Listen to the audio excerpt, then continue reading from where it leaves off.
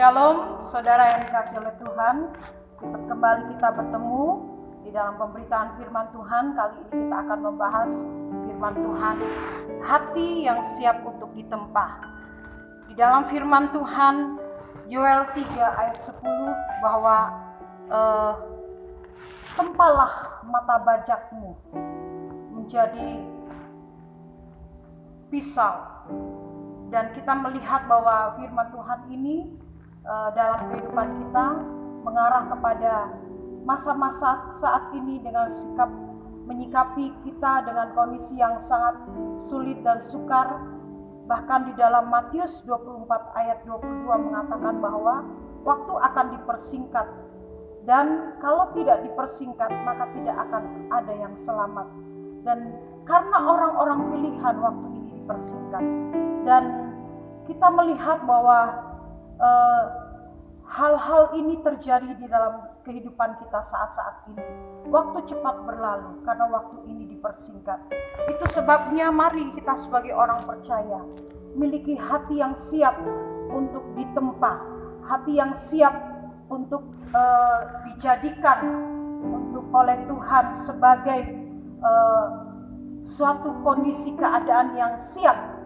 Dalam hal ini di dalam Yoel 3 ayat 10 adalah dalam kondisi peperangan dan suatu keadaan yang harus dirubah. Siap atau tidak siap keadaannya. Marilah kita mau kembali pada firman Tuhan bahwa tempalah mata bajakmu menjadi pisau. Ini suatu hal yang tidak biasa. Pisau dipakai untuk memasak, bukan untuk alat perang. Tetapi Tuhan inginkan bahwa hal ini terjadi. Artinya bahwa mari kita siapkan hati kita menghadapi hal-hal yang kondisi sekarang ini terjadi. Ini berbicara tentang kesiapan hati, hati yang teruji, hati yang terasah oleh firman Allah setiap hari. Ketika kita kuat, kita ditempa, maka kita tidak kaget menghadapi kondisi yang saat ini terjadi. Tetapi hati yang tidak mau ditempa oleh firman Tuhan pasti akan kaget, dan mereka tidak siap menghadapi situasi yang sulit, dan mereka akan mengalami begitu banyak hal-hal yang membuat iman mereka lemah. Tetapi Tuhan menginginkan bahwa kehidupan kita bagaimana untuk mengatasi hal ini. Firman Tuhan mengatakan bahwa Tuhan ingin kita mempersiapkan diri kita sebagai hati yang siap untuk ditempa. Karena apa? Pertama, di dalam 1 Korintus 15 ayat 50 sampai 52, orang-orang yang hidup dalam roh akan diubah dalam sekejap mata.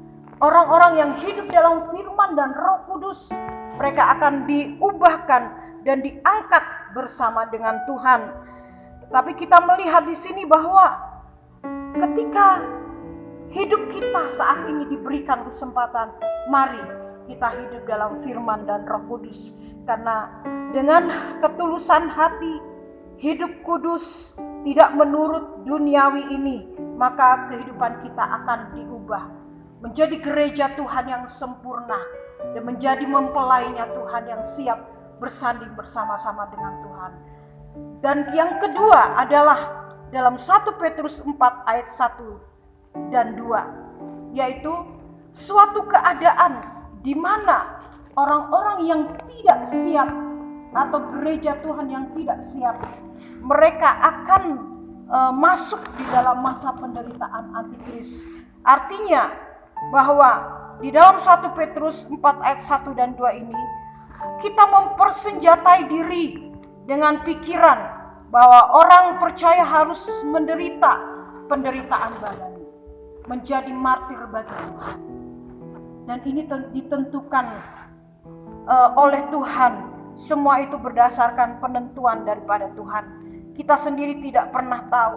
Tetapi ketika kita mengalami gereja Tuhan mengalami hal ini, harus ditebus dengan darah kita sendiri yang dicurahkan sebagai darah martir.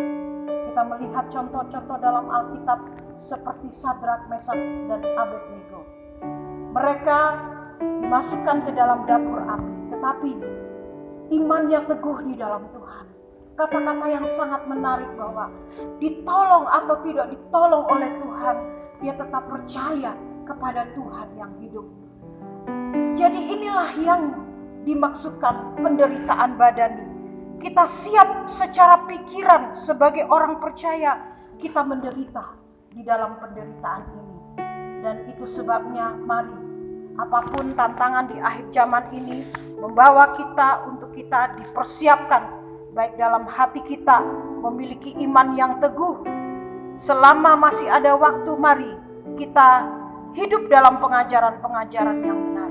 Menjadi teguh dalam iman, bukan saatnya kita bermain santai menjadi kanak-kanak rohani. Tetapi mari dewasalah dalam iman kita. Semakin kuat dan teguh di dalam pengiringan kita kepada Tuhan. Wahyu 2 ayat 10. Janganlah takut terhadap apapun yang harus engkau derita. Hendaklah kita setia sampai mati. Sekalipun keadaan-keadaan kita mengalami penderitaan, tetapi itu harus kita jalani supaya kehidupan kita selamat. Hidup kita dalam secara keselamatan, roh kita diselamatkan oleh Tuhan. Mari kita bersama-sama menjadi gereja Tuhan yang semakin disempurnakan, semakin dewasa dan siap untuk menghadapi segala kemungkinan-kemungkinan yang terjadi. Inilah firman Tuhan. Tuhan memberkati kita semuanya. Salam Pantekosta.